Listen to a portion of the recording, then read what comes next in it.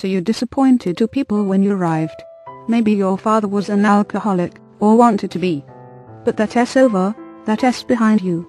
You may say, I agree, but it's different in my case. They are creating my misery. They did it to me. My mate is doing it to me. My boss is doing this to me. It's not my fault. Well, sadly enough, if you keep blaming others, you give up your power to change. And at the end of your life you can always say, I gave them the best years of my life, and I got nothing back. Then you can be self-righteous. Now that's marvelous, if you think the world cares, but the fact is that no one cared but you. Being in charge of your life is being responsible for the quality of your life. It's being responsible for everything that happens to you. Now, responsibility is the opposite of dependency. When we are born, we are totally dependent upon another person for our survival. We are unlike the baby turtle that can take care of itself as soon as it has hatched from the egg. It never sees its parents. As human beings we cannot do this. We are helpless. We have to learn the reality of taking care of ourselves. We have to be supported and learn independence. We accomplish this by building a foundation that is based on self-esteem and self-reliance. Emotional dependency or self-reliance. Most of us learn emotional dependency instead of self-reliance. We figure it out early in life that, if you approve of me, and if I can duplicate your beliefs and your values, then I will earn your approval. And if I earn your approval, then you will love me, and take care of me. So the decision that we make is, you take care of me, you nurture me, and I'll do what you want.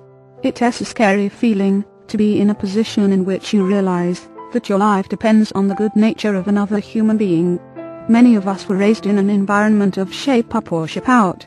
In other words, be what I want you to be or get out. What others think of you has no meaning whatsoever. It is all part of a stage performance. The frightened actors and actresses have mutual contracts for keeping the drama going. If you will leave the stage and just be yourself, you will lose your fear of not getting approval. Only an actor worries over a bad performance.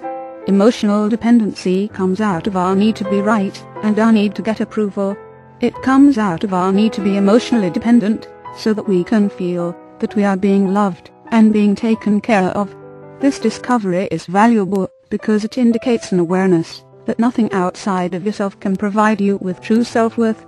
There is no one in charge of your life but you, unless you give your power away. And when you give your power away, people will try to control your life. They will convince you that they know more than you do, and that you should listen to them for advice and counsel. But have you ever noticed how miserable your unpaid advisors are? They look like they have it together, but they only have a good act to cover up the fact that they don't know what to do either. As long as they are controlling you, they don't have to take care of their own life. The fact is that no one can tell you what to do, and no one can give you something that you don't already have. No one can give you what you want. Tension rises when we want something from someone else. Think of someone from whom you want nothing at all, and notice your is toward him or her. Tension appears when we want something from another person, such as love, security, approval, recognition or agreement. The belief is that this person can fulfill us, but he or she cannot. Self-fulfillment abolishes the need to seek security from others, and allows us to be at ease with everyone. You don't have tension when you ask the baker for bread or the salesman for shoes. You pay your money on the transaction as complete, but ask for love, security and other psychological needs and notice the increased tension.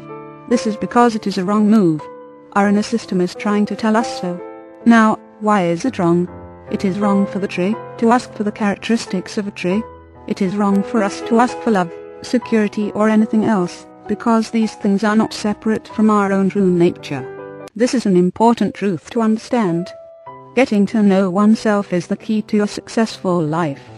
When you learn to love yourself, you won't need to seek love from others. Instead of seeking love, you will be able to be more loving. A person who knows how to love cannot be controlled. If you do not want anything from anyone, you cannot be exploited, because there is no place that anybody can get to you to control you. When you desire nothing from another, some people will have difficulty relating to you, because they can't control you. Yet this is the true road to emotional freedom and self-reliance. Risking rejection. Sometimes we are frightened to be all that we can be because it upsets other people. We say, well, I don't want to hurt them. But understand this. People use the phrase, "Don't hurt me," as a way to get you to continue to do what they want you to do.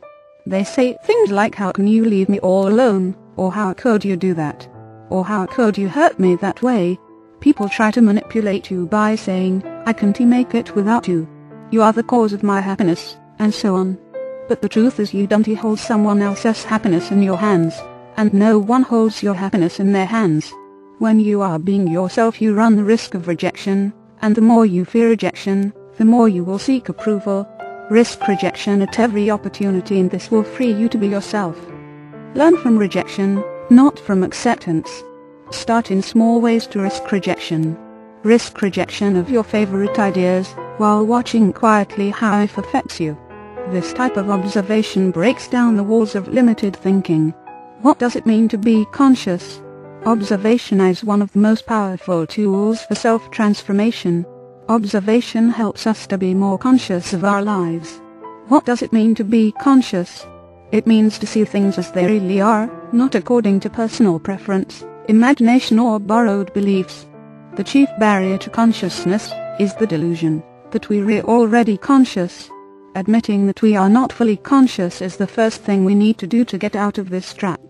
When we admit we may not know everything, we open the door to increased knowledge and solutions to our problems. Adjust your mental picture. There are numerous studies that show that no one is too old or too young to change their beliefs, concepts, values, or pictures. Most of the suffering in life comes from trying to change our circumstances before changing our inner beliefs. Actually, you can change anything about yourself quite quickly. All you have to do is give up the belief system that says that it takes a long time to change. Most of us treat our TV sets better than we treat ourselves. When our TV needs adjusting, we make the necessary adjustments so that we have a clearer picture. Most of us need periodic readjusting and reshaping. This is what a creative person has to do from time to time. Remember, you are the most important creative activity in your life, and no one can treat you better than you are willing to treat yourself.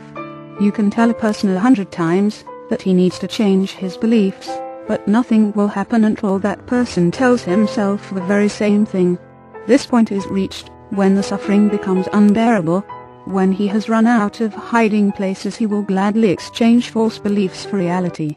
This point is frightening at first, because he must give up his old beliefs and everything that is familiar and comfortable to journey toward the giant question mark.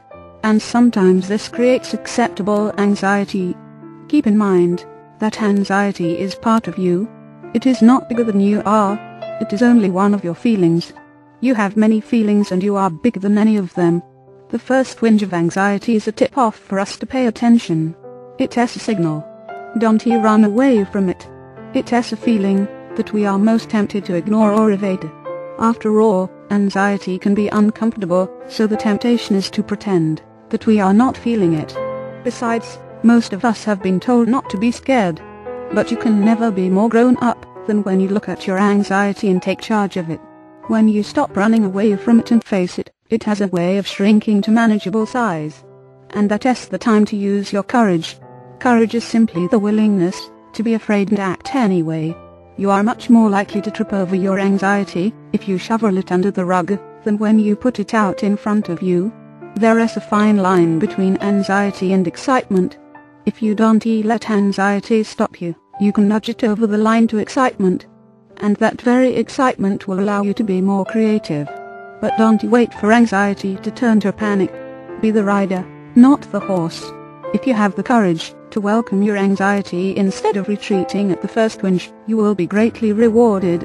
It will open new avenues and new possibilities for you to express your unlimited potential. Be the cause, not the effect. You do not have to be the effect of outer circumstances and conditions. The following illustration shows you that you can rise above limiting and destructive circumstances and conditions.